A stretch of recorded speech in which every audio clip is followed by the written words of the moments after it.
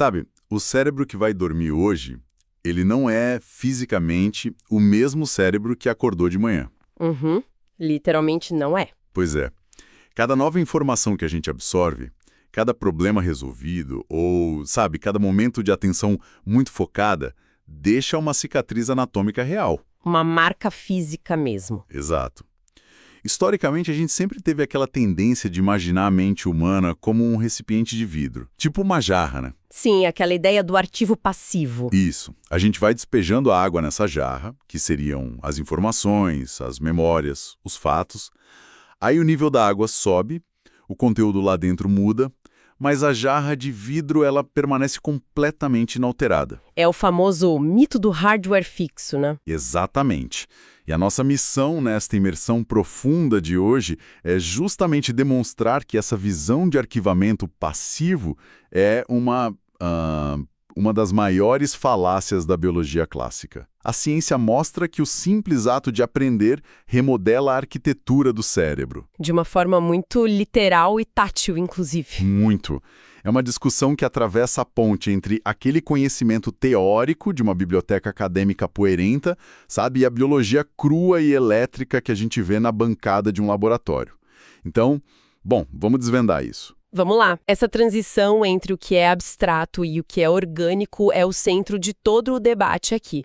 Quando a gente abandona essa ideia do cérebro como um hardware imutável e passa a encarar a mente como um tecido vivo, em constante mutação, a neurociência dá um salto gigantesco. É uma mudança de paradigma enorme. Total, o aprendizado deixa uma assinatura física. Não é um conceito tipo etéreo, sabe? Não é só um software rodando em segundo plano. É a construção real de novas pontes físicas dentro da caixa craniana. E para a gente compreender como o cérebro humano, com todos os seus 86 bilhões de neurônios, constrói essas pontes, a exploração científica precisou dar um passo enorme para trás. Um passo bem inusitado, por sinal. Pois é, tão para trás que a gente foi parar no fundo do mar. A base de tudo que sabemos hoje sobre a biologia do aprendizado começa, por incrível que pareça, com uma lesma marinha e um prêmio Nobel. Sim, o trabalho do Eric Kandel. Ele ganhou o Prêmio Nobel de Fisiologia ou Medicina no ano 2000 por causa dessa pesquisa. Caramba! Pode até soar absurdo que a chave para decifrar a memória humana contemporânea tenha vindo de um molusco, mas foi uma escolha genial, né? foi um golpe de genialidade metodológica. Ele usou a Aplysia californica. Certo, mas acho que uma dose de ceticismo é válida aqui, né? Quem está escutando pode pensar, o que um molusco marinho tem a ver com a forma como um ser humano memoriza, sei lá, uma fórmula matemática ou o rosto de alguém? É a primeira dúvida que surge, claro. A arquitetura de uma lesma não seria simples demais para a gente tirar conclusões sobre a nossa memória? Então, a simplicidade foi justamente o grande atrativo. O sistema nervoso da Aplysia contém só cerca de 20 mil neurônios, em comparação com os nossos bilhões. 20 mil é muito pouco. É muito pouco. E tem um detalhe crucial. Os neurônios dessa lesma são gigantescos. Tipo macroscópicos? Alguns são grandes o suficiente para serem vistos a olho nu. Isso permitiu que a equipe do Kandel inserisse microeletrodos em células individuais e observasse em tempo real o que acontecia quimicamente quando o animal aprendia. Aprendia o que exatamente? Um reflexo de defesa, tipo retrair as brânquias quando era tocado. O mecanismo celular de aprendizado é tão fundamental para a sobrevivência que a evolução simplesmente preservou isso através das eras. A química básica que faz a lesma aprender a se proteger é a mesma que faz a gente aprender um novo idioma. Nossa! E foi observando essas células gigantes que surgiu uma distinção fascinante, né? Entre o que é apenas memorizar algo para o agora e o que é aprender de verdade para a vida toda. Exatamente. A memória de curto prazo e a memória de longo prazo. Porque elas não são mesmo o processo biológico só estendido no tempo. A mecânica muda completamente. Totalmente. Na memória de curto prazo, o Kandel notou que a estrutura física do neurônio continua rigorosamente a mesma. O que acontece é tipo uma tempestade química temporária. Uma chuva de neurotransmissores. Isso. Se um estímulo é rápido, o neurônio simplesmente libera uma quantidade maior de neurotransmissores na fenda sináptica, que é aquele espaço de comunicação entre duas células. É uma adaptação puramente funcional, sabe? O sinal só fica mais forte. Fica mais forte, a informação é transmitida, mas logo tudo volta ao estado normal. A trilha em si não foi alterada, só passaram mais viajantes por ela de uma vez. Sabe uma forma útil de visualizar a memória de curto prazo? É. É pensar no sistema de som de um carro.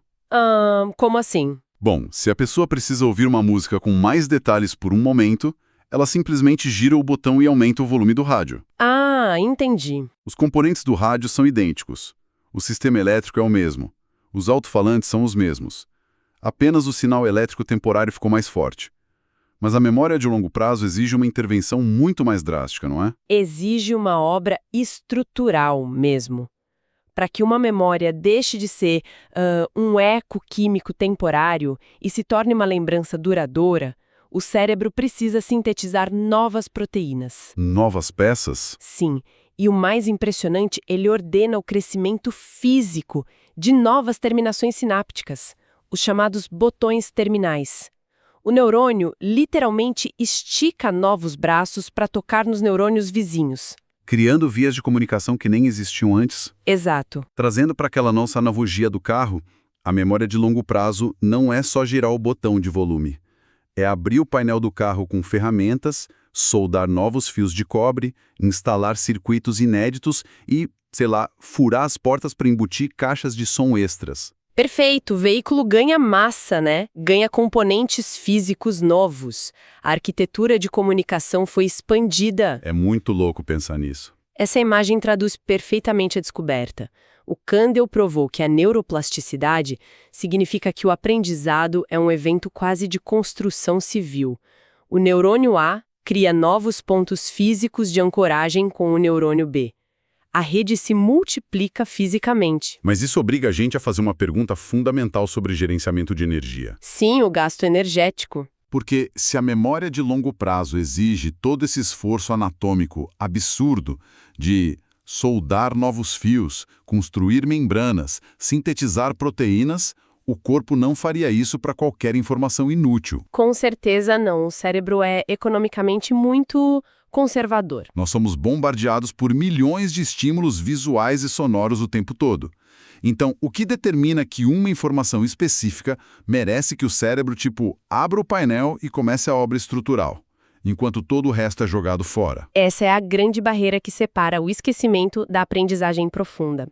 Como você disse, ele não vai gastar energia construindo novas sinapses, a não ser que receba uma ordem explícita de que aquilo é vital. E de onde vem essa ordem? Vem na forma de atenção focada. O processo de conversão da memória de curto para longo prazo, que a gente chama de consolidação, depende absolutamente dos sistemas moduladores do cérebro, com grande destaque para a dopamina e a serotonina. O que é interessante porque muitas vezes as pessoas associam a dopamina apenas à sensação de prazer ou recompensa. É o mais comum. Mas no contexto do aprendizado estrutural, ela atua quase como uma etiqueta de prioridade máxima, colada em um pacote de correio. É exatamente o selo de urgência do cérebro. Quando a gente aplica um foco intenso em algo, tentando compreender um conceito muito difícil, esse esforço gera a liberação desses neurotransmissores. Eles são a recompensa pelo esforço. Não só a recompensa, mas a sinalização. A dopamina e a serotonina viajam até o núcleo da célula neural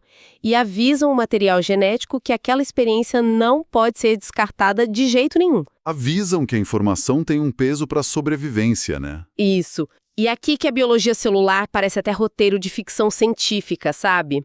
Essa sinalização de urgência aciona um interruptor genético. Interruptor. É, uma proteína com uma sigla um pouco técnica. A CREB, ou Camp Response Element Binding Protein.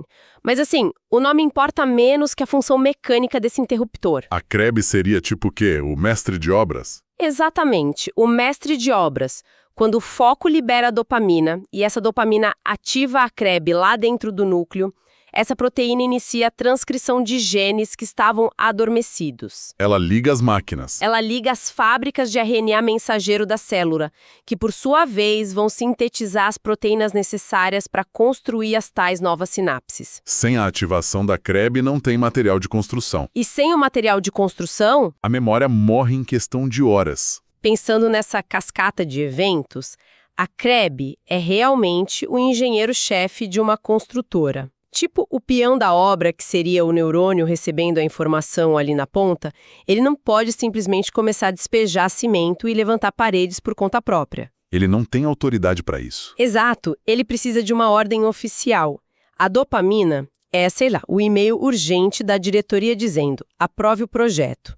E a CREB é o engenheiro que lê o e-mail, destranca o almoxerifado, assina as plantas e manda o material para a linha de frente. Uma analogia excelente. E a reflexão brutal que fica aqui é: sem esforço consciente, sem foco genuíno no momento do aprendizado, o e-mail nunca é enviado. Nunca. O engenheiro não destranca o almoxarifado. A intenção de aprender é o que fornece a base material para reescrever a própria biologia.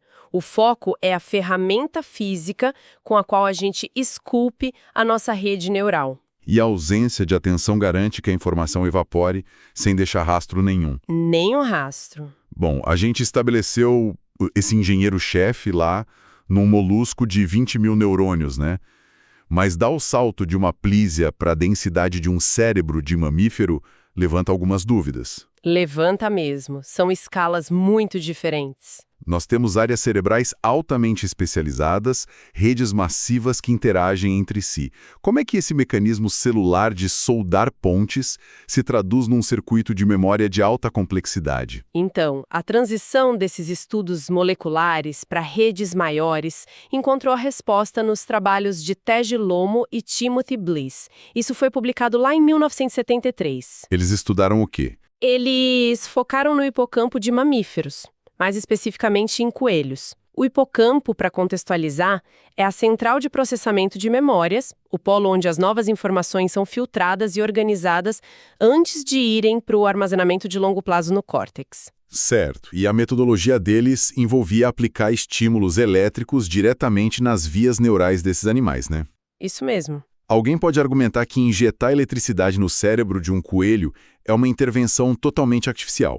Como é que isso reflete o aprendizado natural, tipo alguém lendo um livro com atenção? É uma ótima pergunta. O pulso elétrico em alta frequência foi usado para simular, só que de uma forma muito controlada, o estado de um circuito neural durante um momento de aprendizado intenso, sabe? Ou de exposição repetitiva. Entendi. A eletricidade substituiu o estímulo natural apenas para que os pesquisadores pudessem medir a resposta exata das células. E o que eles descobriram foi um fenômeno fundamental, chamado potenciação de longa duração, ou LTP, da sigla em inglês. Potenciação de longa duração. Isso. Ao submeter os neurônios a essa tempestade controlada de dados, a comunicação entre eles se alterou permanentemente. O limiar de disparo dos neurônios mudou, né? A LTP indica que, depois da tempestade elétrica, o circuito ficou incrivelmente sensível. Sensível e hipereficiente. Após a estimulação intensa, um sinal muito fraco que antes passaria totalmente despercebido, de repente era capaz de gerar uma resposta fortíssima na rede. A condutividade melhorou. Drasticamente. As sinapses envolvidas naquele circuito melhoraram tanto a condutividade que essa eficiência durou meses. A estrutura se adaptou à alta demanda para que o esforço no futuro fosse o mínimo possível. Em vez de pensar em caminhos de terra virando asfalto, que é uma analogia super comum, acho que isso se assemelha muito mais à instalação de uma rede de fibra ótica. Como assim, fibra ótica? Tipo, se a gente tenta enviar 1 terabyte de dados por um modem discado antigo, o sistema engasga, trava tudo. Ah, sim. O que o cérebro faz com a LTP é perceber que uma quantidade massiva de dados, impulsionado pelo foco, está tentando passar por aquele cabo. Em resposta anatômica, o sistema alarga a banda.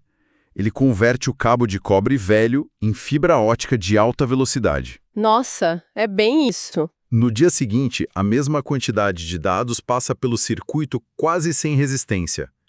O esforço inicial altera as leis de trânsito locais. A física da comunicação neural se adapta à demanda. A LTP provou que redes complexas em mamíferos não apenas criam novas conexões, mas ajustam a condutividade elétrica das conexões que já existem. Para o tráfego fluir melhor. Para tornar o tráfego permanentemente mais fluido.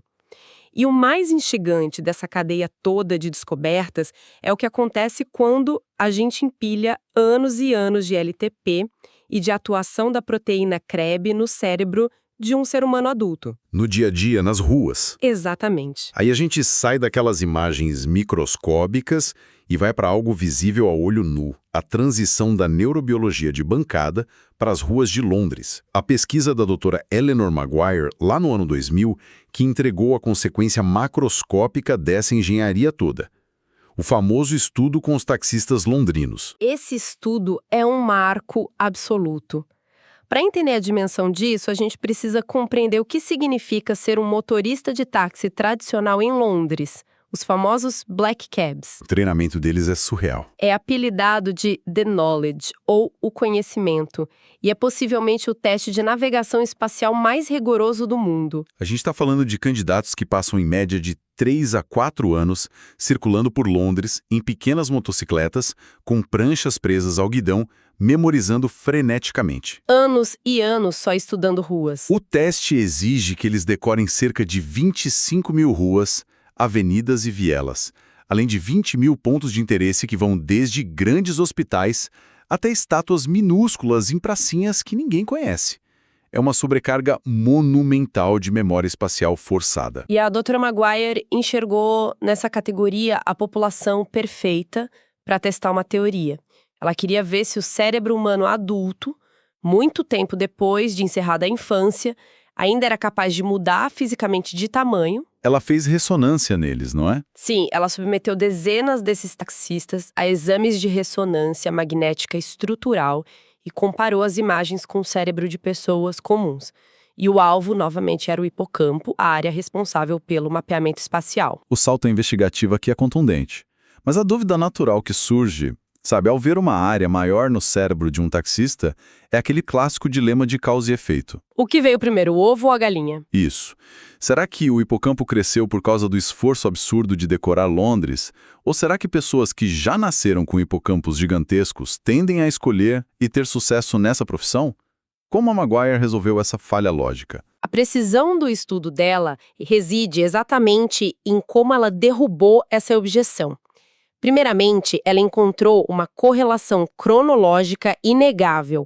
O volume da região posterior do hipocampo, que é a área mais ativa na navegação, ele não era uniforme entre os taxistas. Variava bastante. Muito.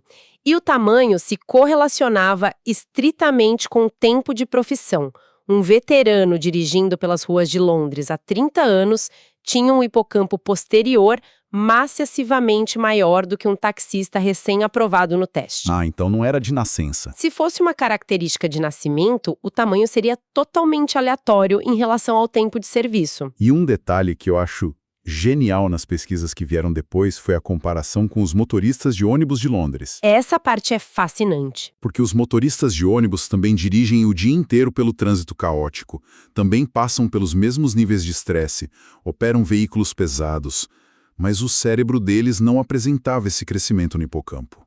Por quê? Porque o motorista de ônibus dirige rotas fixas. Ele não precisa tomar milhares de pequenas decisões espaciais e ficar recalculando caminhos mentalmente em tempo real, com base num mapa interno de 25 mil ruas. O esforço cognitivo simplesmente não está lá. O esforço focado na navegação não existe na mesma escala.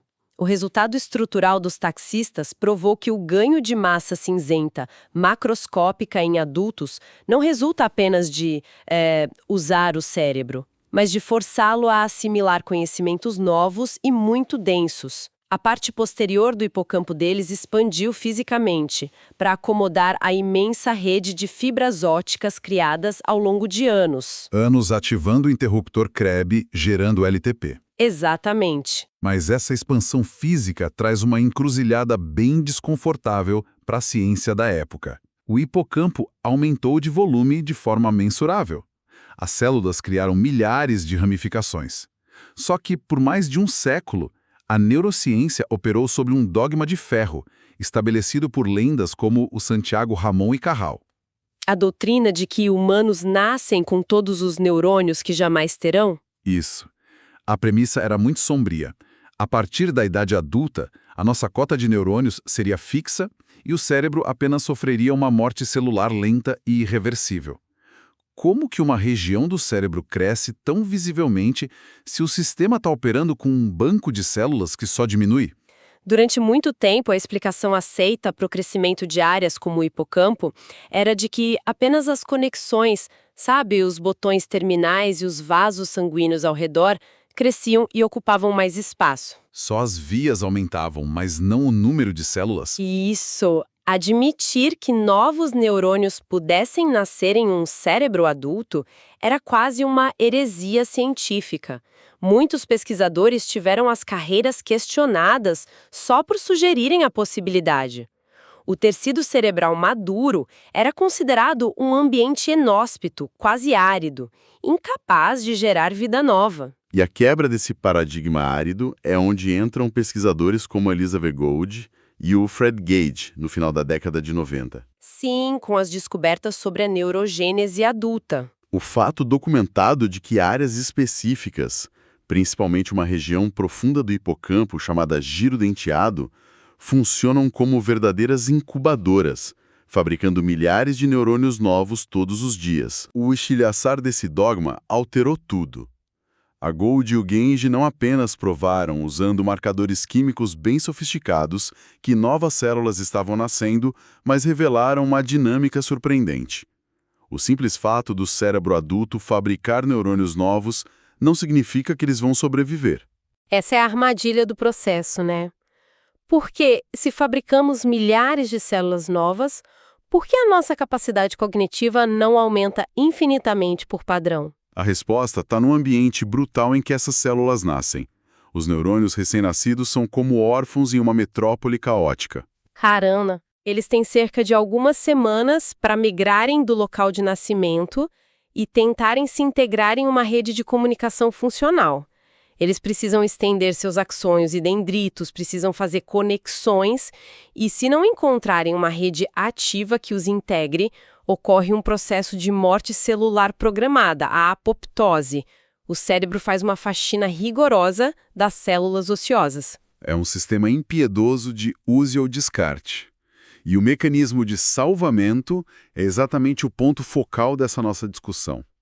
A Elizabeth Gould observou que o aprendizado atuava como oxigênio para essas novas células. Como que o esforço mental salva o neurônio da morte? A salvação química vem através da atividade intensa, quando a pessoa se expõe a um aprendizado complexo, forçando a rede neural, o cérebro libera fatores neurotróficos tipo BDNF. Que é o que? Uma vitamina? Atua quase como um fertilizante neural. O esforço cria uma demanda na rede. Essa rede ativada sinaliza para as células recém-nascidas, oferecendo a elas um lugar na estrutura de comunicação. Elas encontram um encaixe. Isso. As células novas que, por acaso, chegam a uma região do hipocampo que está pegando fogo por causa do esforço cognitivo, são engolidas pelo circuito, elas encontram um propósito, recebem a carga elétrica e sobrevivem. O aprendizado literalmente dita a taxa de sobrevivência dos novos neurônios que o cérebro constrói. O foco, a dedicação e o aprendizado contínuo formam a infraestrutura de suporte vital para a própria renovação da mente. Olha, se a gente juntar todas as engrenagens dessa máquina formidável que dissecamos hoje, a imagem final é de uma complexidade de tirar o fôlego. O quadro que se forma varre para longe qualquer noção de um cérebro passivo. Nós temos 3 esferas interligadas ditando a estrutura do nosso intelecto. No subsolo celular e microscópico, o legado do Eric Kandel demonstra que a atenção recruta dopamina para ativar a proteína CREB, que é o engenheiro que autoriza a construção de novas pontes físicas entre as células. Acima disso, no nível macroscópico, a gente tem a realidade anatômica trazida pela Eleanor Maguire com o cérebro dos taxistas, provando que as áreas mais desafiadas ganham volume real, demandando espaço no interior do crânio como resultado de anos de foco. E amarrando tudo isso, a descoberta da Elizabeth Gould sobre a neurogênese.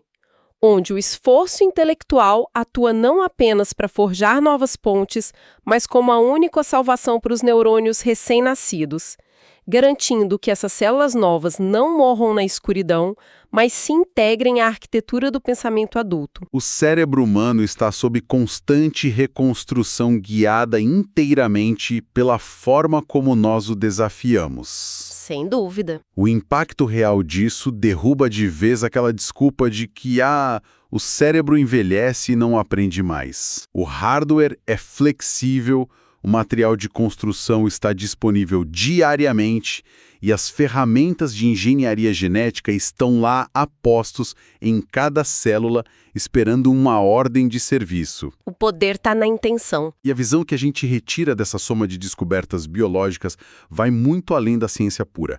Ela toca numa responsabilidade arquitetônica pessoal.